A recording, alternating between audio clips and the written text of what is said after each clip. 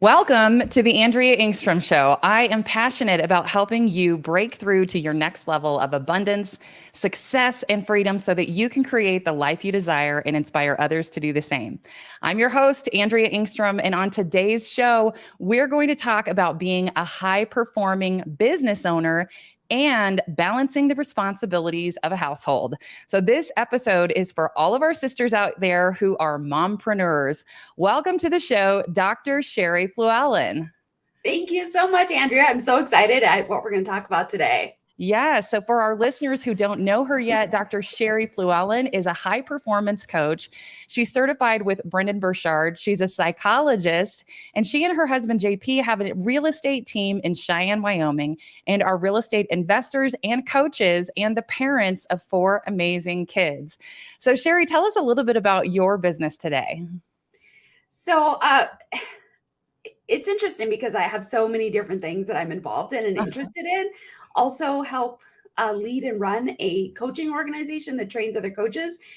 And but what has happened over the years is I've really gotten to understand, like, what am I truly passionate about and what matters the most to me. And I've tried to let go of all the things that don't kind of serve those things, that don't align in that way. But I love real estate investing, love what it does for my family. And I love my family. I love working with women and couples on, how they can contribute to their family. There's just so many things. You know what? I think Marie Forleo calls this a multi-passionate entrepreneur. And there's so many women that can relate to what you're saying is that, we have so many passions and desires, and so many of those things that we'll look at that go, well, this is going to be great for my family if I do this, but I'm also really passionate about helping people in this way. So I know a lot of people could just relate to what you were just talking about.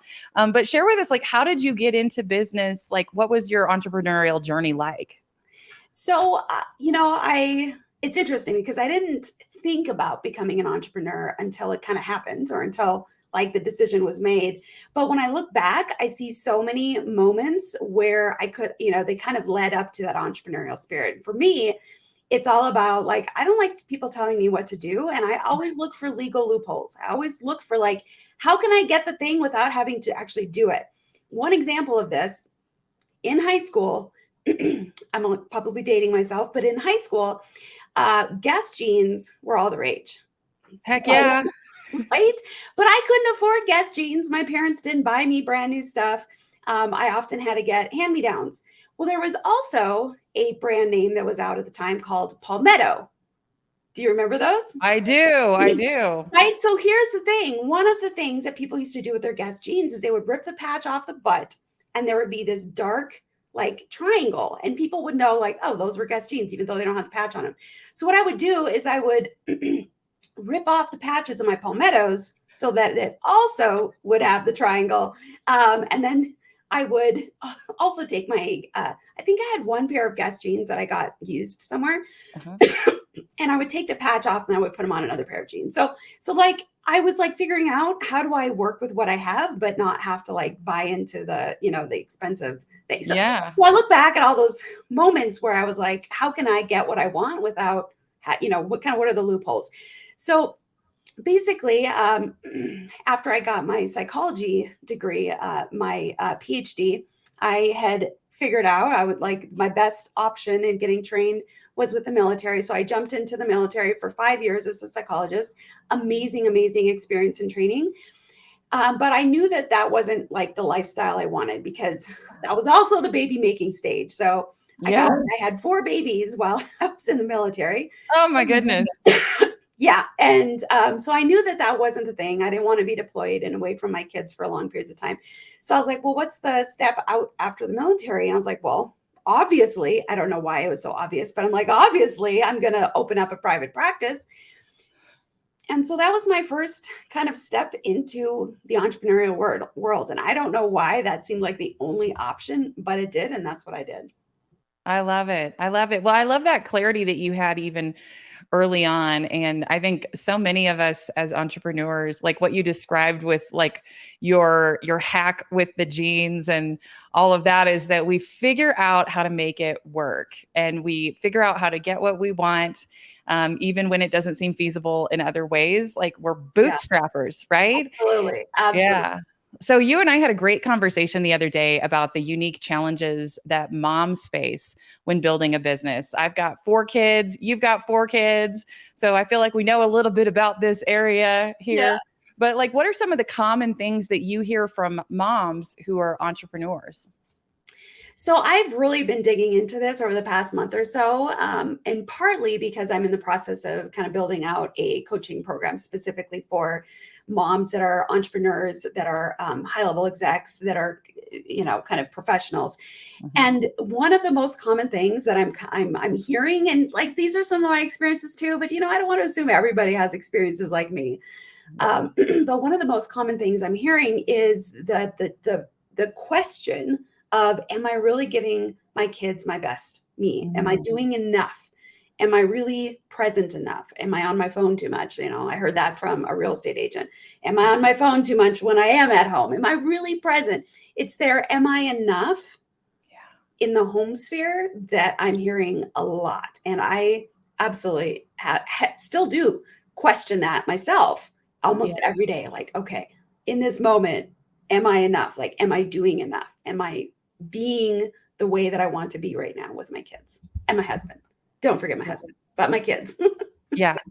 Yeah, I wonder, and you mentioned your husband, like, I wonder if guys have these same thoughts. Like, No. do husbands and dads, does it ever occur to them? There's not a term called dadpreneurs because it's just entrepreneurs. We Or had to like dad make guilt? one.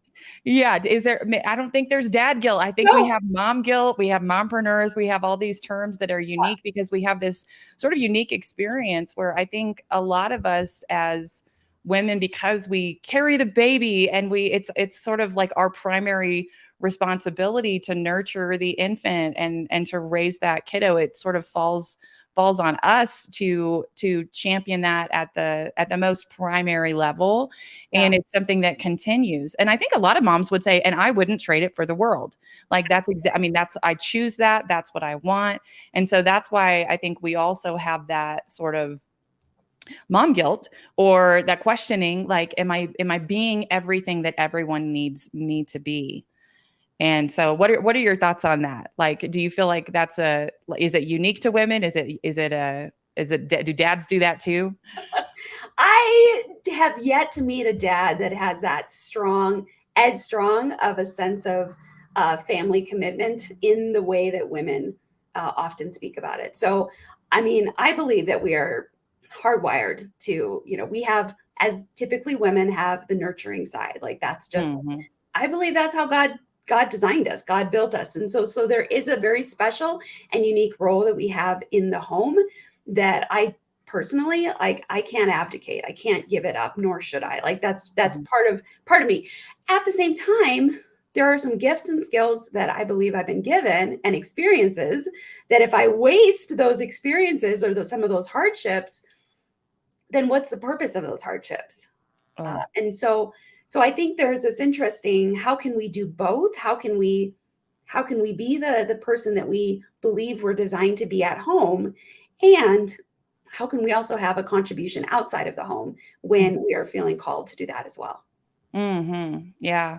One of the terms that I've become more familiar with over the last couple of years, and maybe it's a newer term that I don't know if you've heard this, but it's called the mental load. That in every household, there is a certain level of mental load that typically, like in most homes, it's the woman that carries the mental load for the household. Absolutely.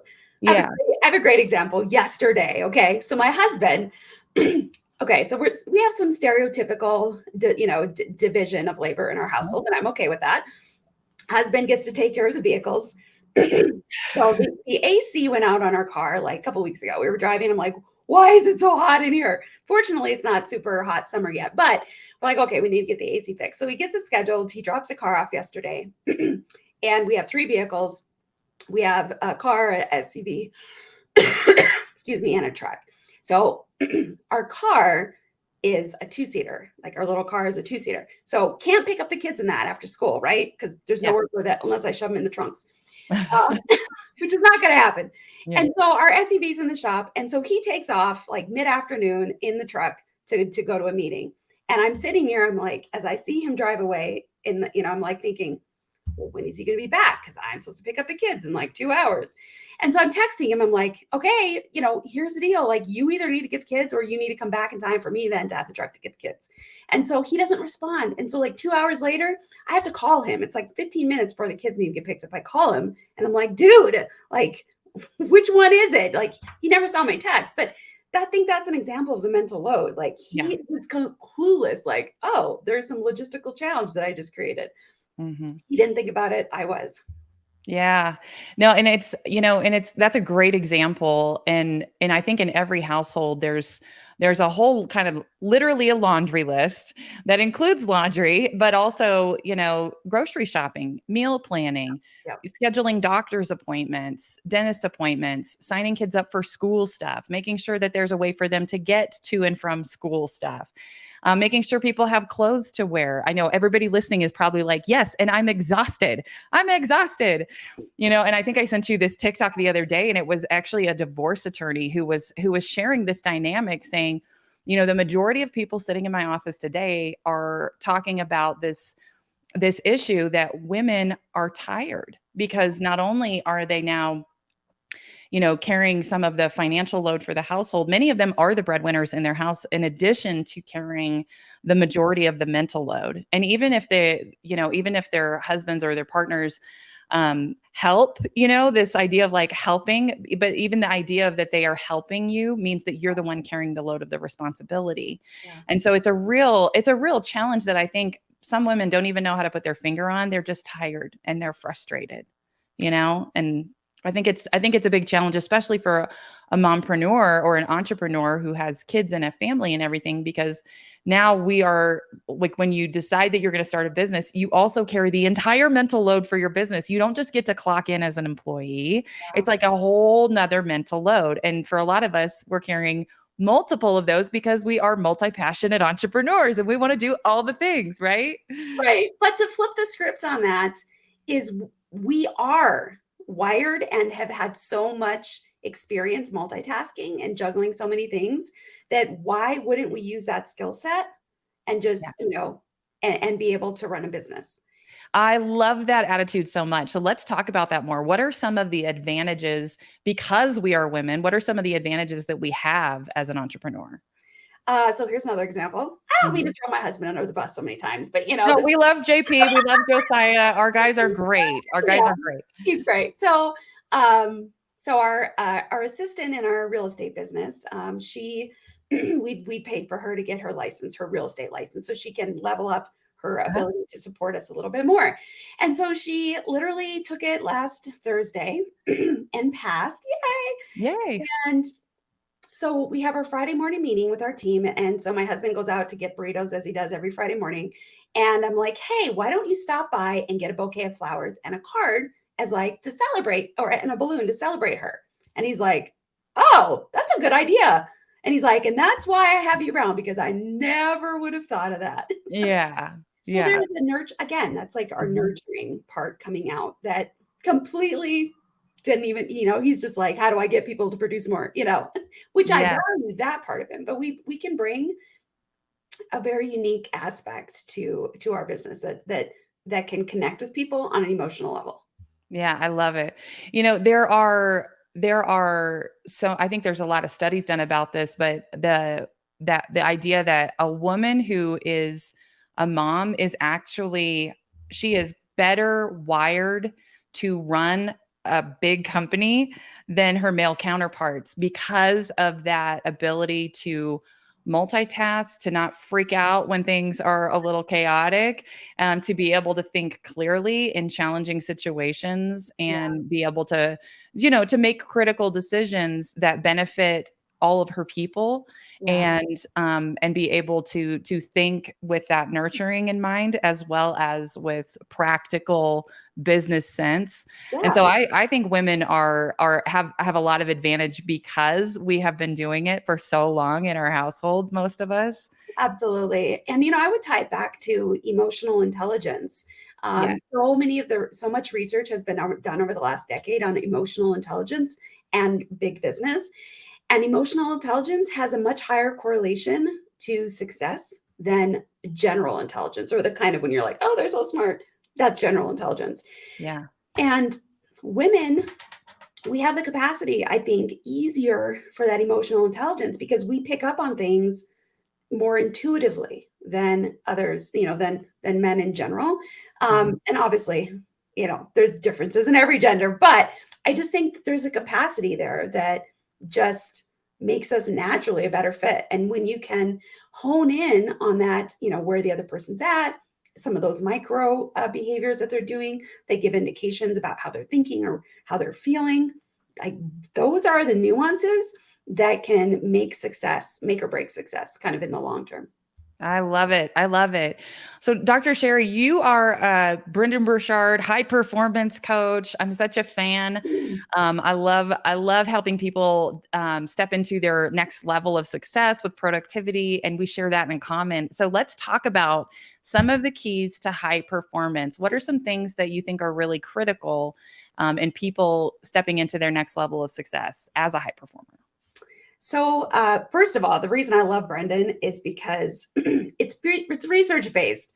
When I was thinking about coaching and leadership development and all of these things back when I had a private practice and I was functioning as a mental health psychologist, I kept on coming across people like, "Hey, do that. This is how you can become successful."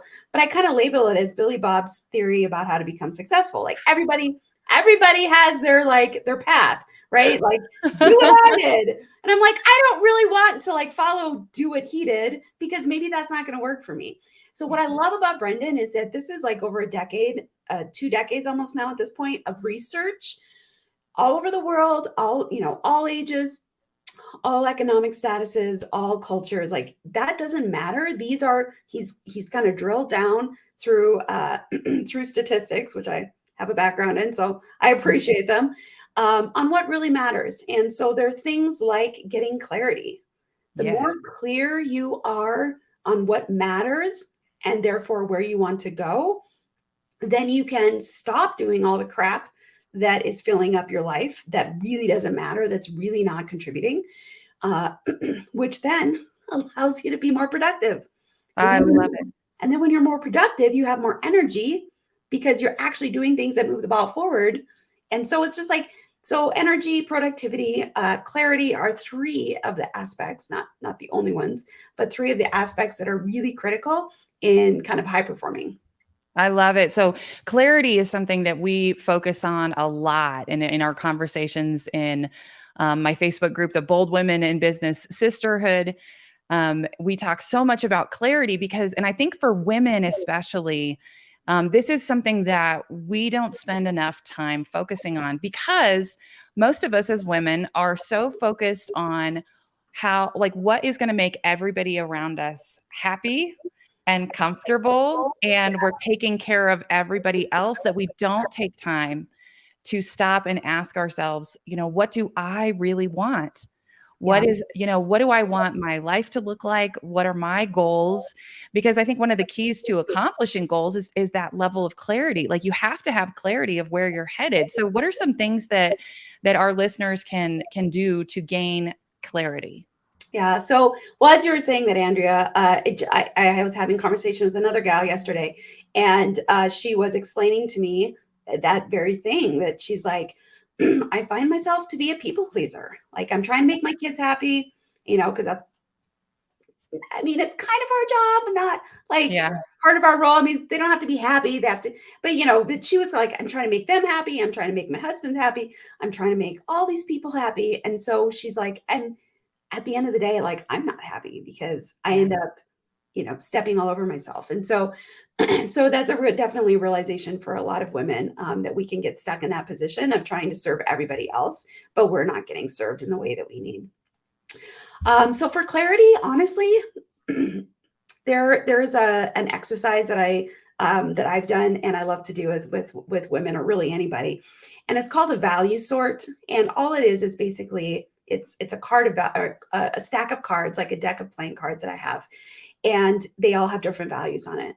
And so we go through the cards and be like, okay, choose all the values that like when you look at them, you're like, yes, that's what I'm about.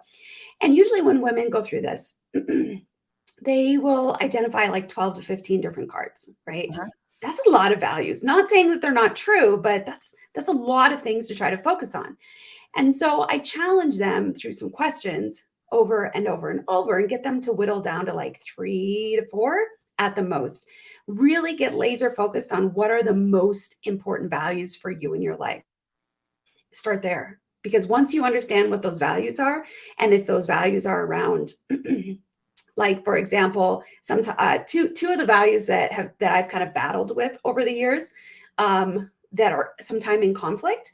One is the value of being able to spend time, precious time, quality time with my kids. Like, highly value that. But because of how I was raised, my mom was a stay-at-home mom, amazing. I had a great childhood. But our house was always clean. Like, she always cleaned. She made bread. Like, I still can vision like the red bread rising on our windowsill, covered with a little towel. So like, I had a great mom.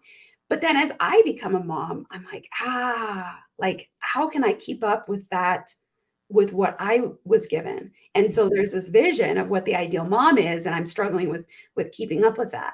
And so I had this value of, this is what a good mom is, which has some perfectionistic tendencies in there. But this is also what a good mom is being present. How can I do both at the same time, especially when I've got this business to run and do all these things? Like, I can't do it all. I have to choose. And so that's an example of, there's like two values that once I understood, there's this perception of a mother that I feel like I need to do in order to feel good about myself. When I can see it and label it, then I can choose to change it. And so I have adopted a different perspective. I've kind of kicked that one out of my brain, kicked that one out of my perception. I still like to, I still have values around home cooked meals and things like that. But I'm okay if my house is messy. It pretty much always is messy. And then we hire a maid. We've got people that come and clean our house. So again, it's recognizing what are the values that you're holding. Let's be intentional about choosing which ones actually are the most important, and to give ourselves some grace and time to kind of let go of some of those perceptions we have about the other ones. Oh, that's so powerful. I think that idea that, you can also hold a value, but you don't, and say, this is important to me, but you don't have to be the one who does it all, like who does the thing. If having a clean house is important to you, there are lots of ways to accomplish getting a clean house. Absolutely. Yeah, we can hire help. We've got, teenagers at home. We've got, a spouse that can jump in and help, So it's so important that we are not thinking, just because it needs to be done, that we are the one who has to do it. Yeah. Right. Yeah. Other solutions is like, become a minimalist, like get rid of half your crap, and then you'll have half less. Major, that's so good. One of the, we one time moved from a 3,000 square foot house that, by the way, if you have a large house, you will fill it with crap. Okay. That's like I don't know what kind of law that is, but it's like the idea that there's a vacuum that it will fill the space. It's like, oh, we've got space. Let's go to estate sales. Let's check out what's new at IKEA. Right. So there's a principle around your time, that your work will expand to fill your time. And I think, it's the same thing. I think your stuff will expand to fill your space. So true. Yeah. So true. But we went through a process. We used the Marie Kondo, the magic of tidying up, and we downsized from 3,000 square feet to 1,200 square feet in a loft. That's and awesome. Created a lifestyle that we were so much more excited about, like with our family in a closer knit space. And so 6 of us moved into 1,200 square feet. Oh my gosh. Yeah, but it was amazing how much, like, it shifted our lifestyle and the amount of work that we created for ourselves. Yeah. By just having stuff. So I'm so glad you brought that up. There's lots of ways to shift your life so that it suits what you really want your life to look like. Absolutely. Right? Absolutely. Yeah. So what are the areas, why is mastery in high performing or in high performance principles areas so important for entrepreneurs, but especially for moms? I really beat myself up as a mom when So I had a business for 9 years. About halfway into that business, it was getting to be really successful financially, and I was kind of like, okay, this is the moment where I get to hire people to replace me, and I can do some other things and kind of shift a little bit. Well, that didn't work. It's still good in theory, but I did not execute that well, and so things kind of crashed and burned a little bit. And I'm grateful for the experience, but I would not ask for it for again. Ask for it Yeah. again. But in the moment, it was so hard because I was broken emotionally. I was not there for my kids. I was crabby. I was snappy at home. I cried a lot. And it's in those moments that I'm like, why am I even doing this? And so for me, I think one of the most powerful things is being able to have a path and an intentionality and a purpose for what I'm doing.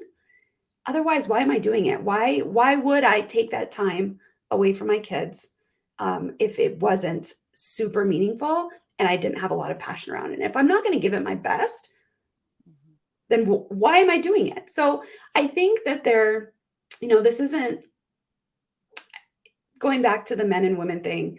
Women, we have a desire, we have a passion around our kids. And so I think whatever we do outside the home, we need to, in order to really feel fulfilled and satisfied, there needs to be an equal passion for that. And when you have a passion for something, you are far more likely to be successful anyway. And so I think it all kind of goes together. Yeah, I love it. And we can either use our situation as an excuse for why we are not successful, or we can use it as a driving force to inspire and motivate us to be successful, right? Absolutely. And I think there's so many people that will use their situation with their family, even with their marriage status, right? I'll have people tell me, "Well, I can't do that because I'm single."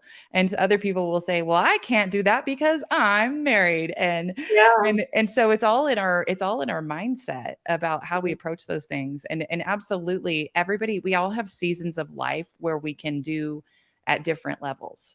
Yeah. Right. And so when our kids you had 5 kids or 4 kids in 5 years or something crazy. Yeah. Sheri's got teenagers. What are the ages? Ages 12 to 12, 13, 13, and 15. yeah, yeah. So it's like you've got a season of your life where you're like, I can't do it all in this season because where my priorities need to be Yeah. is with my family and doing this thing. Yeah. But I think we have to make decisions about, what do we want the priority to be in this season, and how do we maximize on our time so that when we're dedicating time to our business, it's highly productive time. And Yeah. that's part of being a high performer, right? Is like we are using our time to its maximum potential, as opposed to just being kind of, like halving it on everything and not really making traction. Cause I think that's what a lot of moms I talk to will feel like, is like, well, I feel like I'm doing a little bit over here and I'm doing a little bit over here, but I feel guilty that I'm not spending more time with my kids, and I feel guilty that I'm not building my business at the level. And so it almost feels like the battle of the guilt and Yeah. Yeah. It's like a no-win. It feels like it can yeah. mostly feel like a no-win situation. Yeah. So what are some of the biggest mistakes that you see entrepreneurs making when they're trying to scale their business? So I love the word that you used, in the word of season. I think maintaining that perspective is really critical, because there are some weeks where I am more absent from, being available and having conversations with my kids than other weeks. But I also remind myself, okay, well, there's this thing or this whatever that I'm trying to accomplish right now. And it's okay that I focus on that, because then I can take a step back when that's done, or when the hard work, the ramp up period is done. And then I can, plan a camping trip with my kids or something, so this idea of balance, like, okay, equal time here, equal time there, it's always even, is a complete myth that I think screws a lot of women's heads up. Thank you. Yes. And so rather than balance, I love the word of keeping things in integrity. So our Mm. values, keep them in integrity with themselves, um, or that we are in integrity with our values. So even though my time may not be, um, perfectly equal, there's still an alignment in what I'm doing around what I feel like is important, and my integrity around, what I'm doing and what I believe. Oh, I love it. I love it. So we shouldn't necessarily strive that all things are equal, because I think that that Yeah, idea of balance is absolutely a myth, and it's a destructive myth, because it it just leads is. to constant state of guilt. It's a constant state of I'm not enough. I can't do this. I can't be everything for everyone. But being in integrity. So integrity versus balance, being integrity with your life and what your values are, and accepting the seasons and the ebb and the flow. That's so, so powerful. I love And that. and we all, I mean, as moms, I believe we already know that all things are not equal. Because if Yeah. they were, all the kids, think about all the kids you have. Like each one would have to be, you'd have to give them exactly the same of everything. And if you think about that, like you're like, well, that's ridiculous because this child needs more of this and this child needs more of this. And like, so every child is different and they have different needs and you have to interact with them differently. So um why would we treat life, this other area as everything needs to be somehow equal? It's Mhm. not equal. Yeah, that's good stuff. So, let's talk about the personal qualities for being successful as an entrepreneur. I love how you talk about values. What are some of the personal traits or qualities that an entrepreneur should strive to develop in themselves, or could recognize in themselves and say, "Let's be more of that." Yes. So the one that sticks out to me the most is perseverance.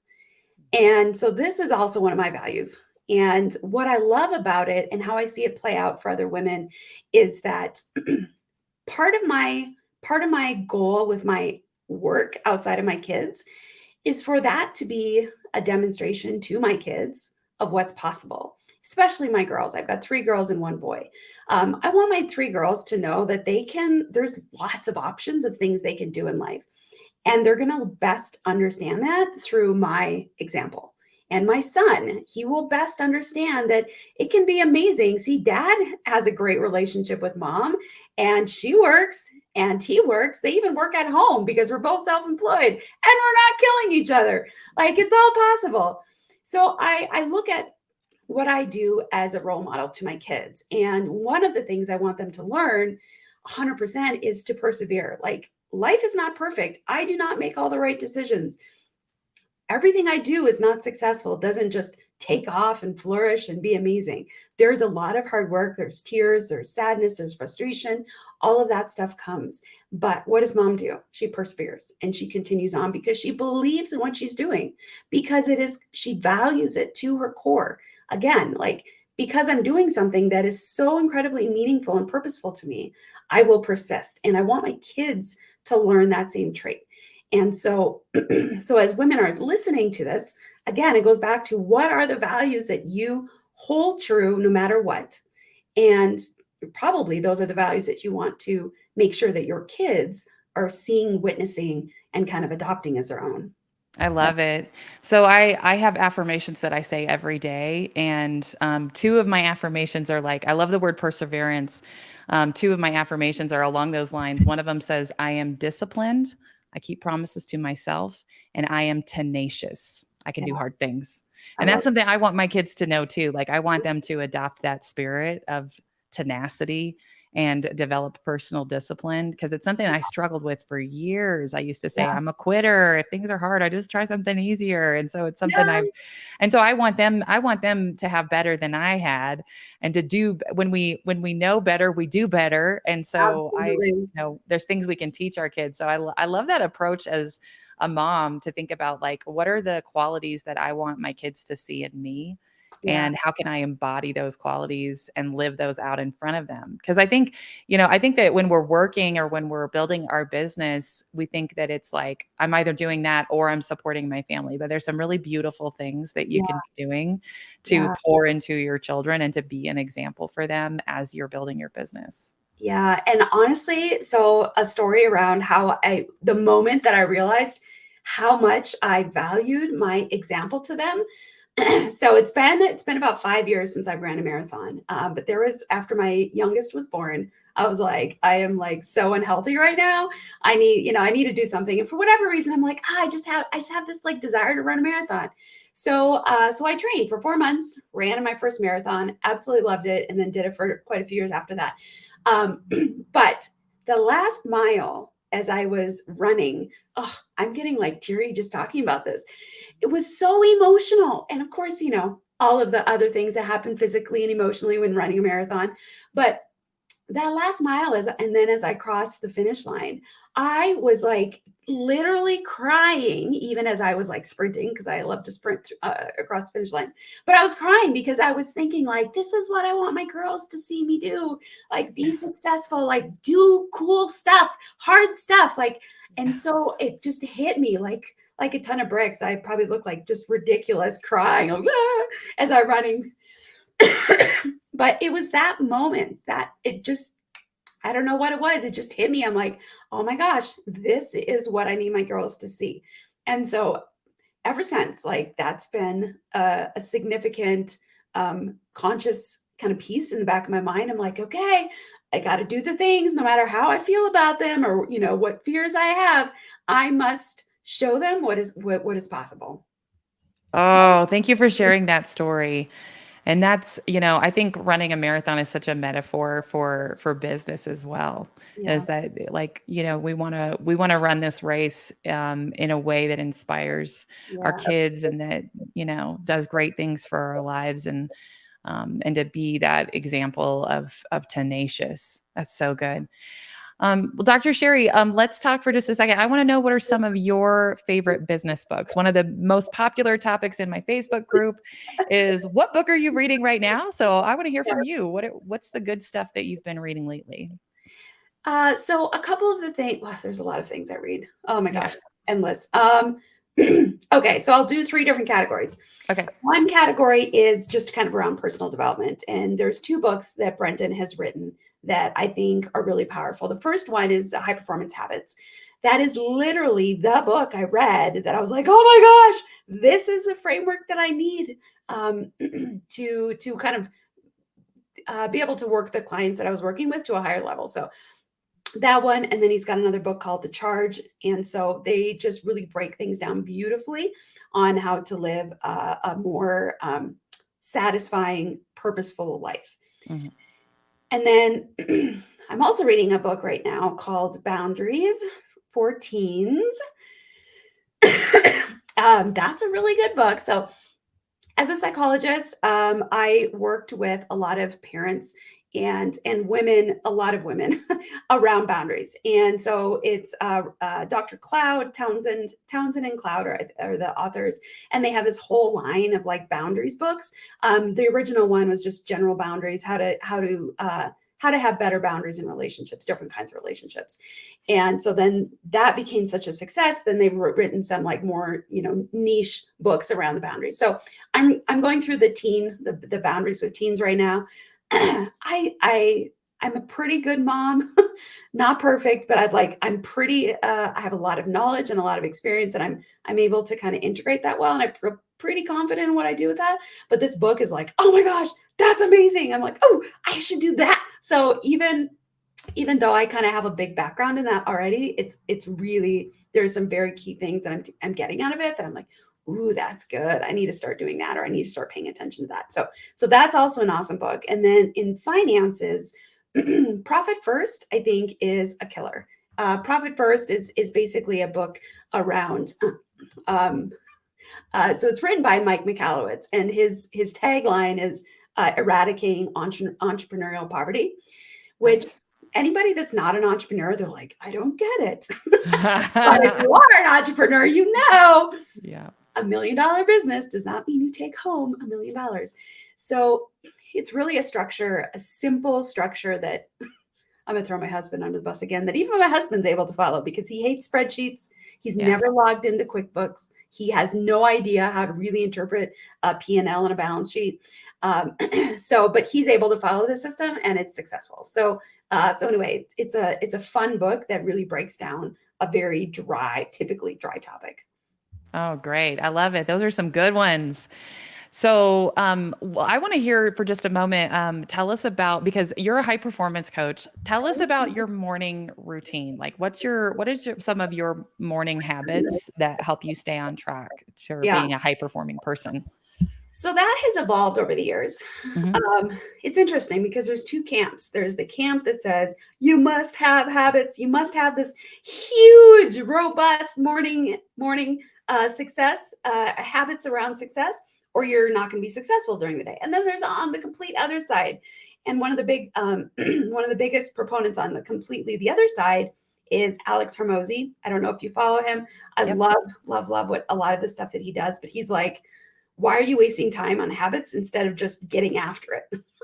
Interesting. Yeah. So it is pretty interesting. So I fall somewhere in the middle. I do find that when I go to the gym in the morning, it wakes my body up and wakes my mind up. And so my husband and I get up about 4:45. We go to the gym together and we're there for about an hour and a half. And then we come home and take showers, get the kids up, get them ready to school, get them off to school. But really the biggest time is that hour and a half that we're at the gym. And some of that time, well, all of that time, I'm either listening or watching, depending on what I'm doing. So if I'm weightlifting day, then I'm listening. I always have always I'm listening to podcasts because I'm I'm an intellectual and I love to learn, love to learn. And but if I'm on a bike or elliptical or something like that, then I prefer YouTube. And so then I'll watch stuff on YouTube. Again, throw my husband under the bus. I will be watching my TEDx, YouTube, whatever, and then I see him next to me and he's watching, I don't know, Spider-Man or something like that. Yeah. So, each to their own, but I've noticed, and I experienced this first when I was doing marathons, that when I'm really running and when I'm getting my body going, that's also when my mind starts going. And so if I'm feeding my mind at the same time that my body is moving, there just seems to be this synergy. And when I'm really learning something good and I'm just like, ooh, that's good, I start to go faster. Like I will start to pedal faster if I'm on the bike, or I will start to, because it's like my mind becomes alive and my body becomes alive. So there's this interesting synergy. So I love learning and exercising at the same time. Awesome. I love that. So tell us what's next for you. What are the projects that you're most excited about this year? Oh my gosh, there's so many things. So I'm in the process, as I mentioned, of developing a coaching program, a group coaching program for mompreneurs, moms that are executives, moms that are professionals, to really help them gain some more confidence about all the things that they're doing. So that's one thing. I do some collaborative coaching with another friend of mine who's a high performance coach. And we focus heavily on real estate investing, serving the real estate investor client in this group. So there's high performance coaching in the group. There's some trainings. There's some multifamily mentorship in the group as well. So there's that. Also, I'm a leader and a co-owner of a coaching organization that trains and leads other coaches in coaching mastery and business mastery. One of the cool things that we've been able to kind of grow over the last couple of years with this business is being able to collaborate with organizations to provide coaching for those organizations. And specifically, where we've kind of built the network so far is in real estate investing. We're able to, it's the large mentorship or groups, organizations that have pay $25,000 for this mentorship program, but there wasn't ever coaching, actual coaching in there, just kind of consulting or mentorship. So now we're coming into some of those organizations and providing coaching embedded in their mentorship program, which is amazing results and feedback on some of that stuff. So we have an opportunity with the Michael Blanc organization, which we've been working with for a while. So we're going to their live event at the end of the month, and we're going to get to speak and interact, and we're kind of embedded in the organization and be able to kind of fill the coaching need there. So Cool. that's another exciting thing that's happening. Yeah, like Awesome. Oh, is that all? Is that all? I love it. keep on I going. love it. Yeah. You know, my family and I, we went to Kenya for a month this year, back Wow. in February, which is also like, again, kind of getting what are the values that you hold most dear. One of them for me is I want my kids to know there's endless opportunities in the world for them. I live in Wyoming. We are the least populated state in the nation. There's not a lot of diversity. In thinking, it's kind of old school, which some of my values align very much with that. But I just want my kids to understand, like, everybody's not like Wyoming. And so yeah, we spent a month in Kenya, and it was amazing. So we're kind of planning. And so I kind of whetted my husband's appetite for that. So I think I've convinced him to try to do this every year, to kind of take a month off and travel. So we're planning where we're going to go next year is kind of another thing that I'm excited about. Oh, it's so cool. I love that approach. And I think that's one of the beautiful things as entrepreneurs is that you get to decide what you want your life to look like. And I think some Yes. of us get locked into this 9 to 5 mentality that says we can only take 2 weeks of vacation a year, or we're not doing the thing. And so I love that you guys are just making your own path. You're just making your life look like you want it to look, and showing your kids that that's possible. Yeah. It's imperfect, but that's okay.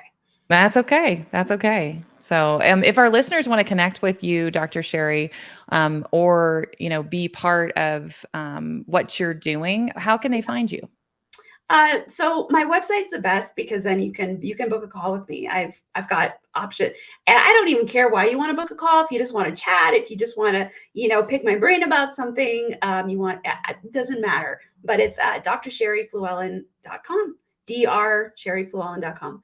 Awesome. That simple. All right. Well, we'll put that in the show notes for everyone. And then, Dr. Sheri, last thing, what would you challenge our listeners to do to take bold action this week?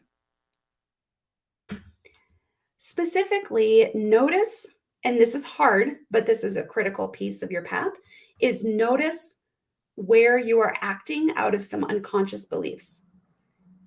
Everything that we do, every action we take, is because we believe something about that action. And a lot of times we're actually acting out of beliefs we are not fully aware of. Beliefs that were instilled, like an example that I said earlier about this perception of home baked bread and like perfectly clean house all the time. Like, I was functioning off of that for a little bit. And it was, if I didn't recognize it, it would be extremely damaging to me right now, because I'd be completely violating this belief of what it is to be a good mom. So just start to be aware of when you're feeling crappy, technical word, crappy about yourself, and start like, okay, well, why do I feel this way? Like, what do I feel like I'm not fulfilling? What are the beliefs behind this? Just kind of ask those questions. Mm. Critically important. Oh, I love that. Thank you so much. Well, Sheri, I appreciate you so much being with me today, sharing your wisdom and insights and experience with our audience. So thank you so much. You are welcome. It's my privilege. Awesome. Well, if you're listening today and you want to gain more clarity in your life and your business, you can reach out to Dr. Sheri, or you can also join me for a free workshop for women entrepreneurs on how to build your personal clarity, confidence, and connections so you can increase your income, live your best life, and inspire others to do the same. You can register for my workshops for free at andreaengstrom.com. And if something on the show today with Dr. Sheri resonated with you, would you just let us know by giving a review on this podcast? Give us how many stars you think we deserve today. And if you're a woman entrepreneur, you can join my Facebook group, Bold Women in Business Sisterhood, where I share strategies for clarity, confidence, and powerful connections so you can build the business and the life that you deserve. Until next time, I'm Andrea Engstrom, encouraging you to take action on your dreams. You are the one who makes your dreams come true. So show up to your life with power and authenticity. Be bold, be tenacious, and make it happen.